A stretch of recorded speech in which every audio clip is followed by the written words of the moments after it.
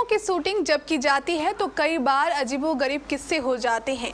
कई बार सामने ये बातें आ जाती हैं जो बहुत अनजानी होती है। अब एक ऐसा ही फिल्मी किस्सा जो शायद आपको पहले नहीं पता होगा, लेकिन ये किस्सा सच में काफ़ी मज़ेदार है, क्योंकि एक बार ऐसा कुछ हुआ था जब एक सीन के लिए देवानंद की गोद में हेमा मालिनी बैठने वाली थी, पर अचानक बिजली चली गई और उसके बाद जो हुआ चलिए बताते हैं।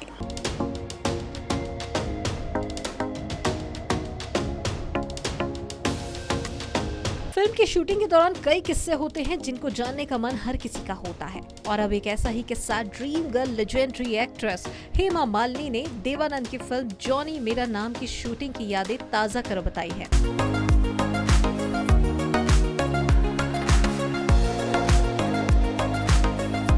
उन्होंने एक पर्दे के पीछे की ऐसी घटना बताई जिसकी वजह से उस वक्त उन्हें काफी शर्म आ गई थी, क्योंकि उस दौरान वह इंडस्ट्री में नई आई थी।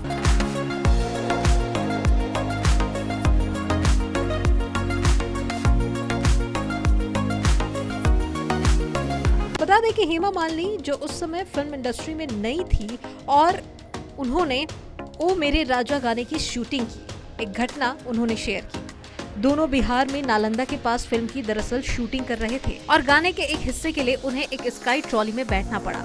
हेमा ने वो सीन याद किया जब उन्हें एक सीन के लिए देवानंद की गोद में बैठना पड़ा।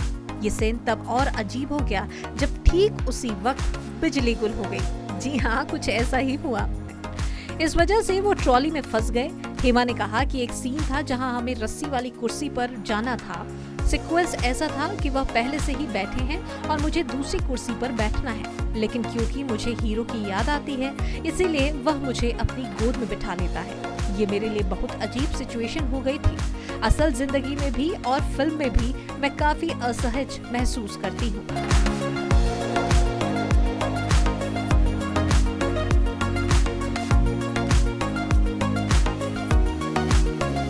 बाकी हेमा ने बताया कि शॉट शुरू हुआ और रस्सी की कुर्सी चल रही थी, लेकिन ठीक बीच में वह रुक गई, बिजली चली गई।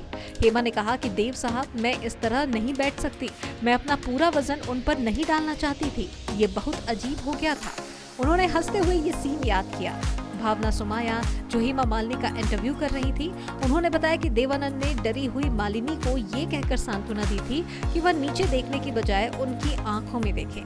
तो अब आपको ये किस्सा कैसा लगा, ये हमें कमेंट कर जरूर बताएं। और बॉलीवुड से जुड़ी ऐसे ही अनजानी अनदेखी पहलुओं को जानने के लिए आप देखते रहिए केबीसी न्यूज़।